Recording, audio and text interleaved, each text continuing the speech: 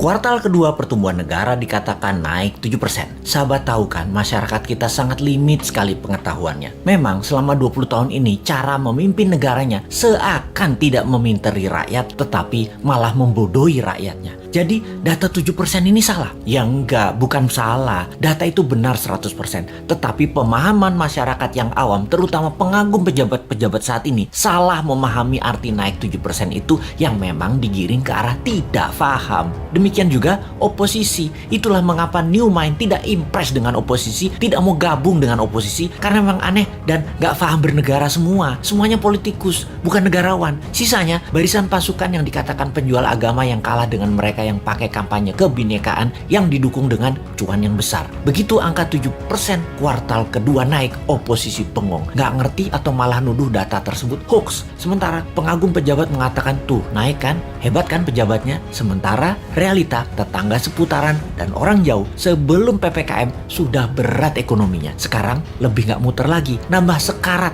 butuh oksigen. Kok nggak ada yang naik? Begini melihatnya. Biar makin paham bahwa New Mind mencoba memberikan pemahaman cara cerdas bernegara. Naik 7% itu year on year. Paham? Nggak peduli. Kini kita ilustrasikan. Tahun lalu minusnya 1,9%. Tahun ini minusnya 1,7%. Naik dari minus 1,9% ke 1,7% itu naik sekian persen. Betul kan? Ya betul, naiknya begitu kira-kira. Bukan dari 1,9 minusnya total lompat plus 7%. Ya bukan begitu. Jadi data tidak salah. Cuman demi populerisme, kayak artis gitu deh. Nggak boleh terlihat jelek, jadi diambillah mengemasnya dari sisi positif. Itu tidak salah. Yang salah adalah pemahaman banyak orang yang terus dipolitisasi. Mangkel deh 20 tahun ini nggak dewasa-dewasa juga bernegaranya. Lebih mangkel lagi, kenapa setiap masalah pejabat yang ditugaskan dia lagi.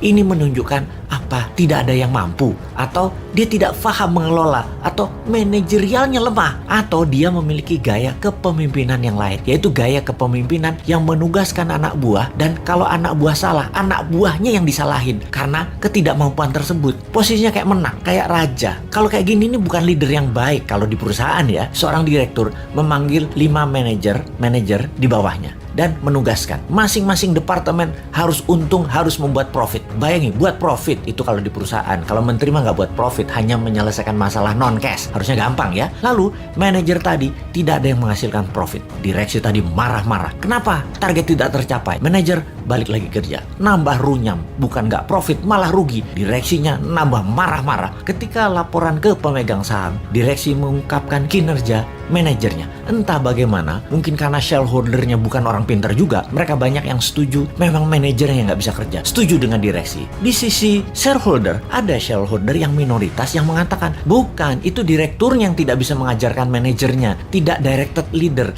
tidak berpengalaman bisnis multinasional, memang dia yang tidak mampu.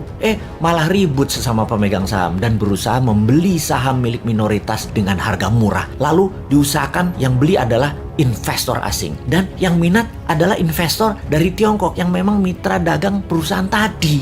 Sudahlah, itu hanya ilustrasi, capek kita balik ke pokok awal tadi. Lalu sektor mana yang naik? Sektor yang dipegang oligarki, yang memang hanya 3% mereka itu, tapi mengendalikan 70% ekonomi. Wis, ngerti ya ilustrasinya ya? Sudah, sana berantem lagi. New Mind mah nonton aja, abis kita dianggap bodoh, padahal bodoh beneran.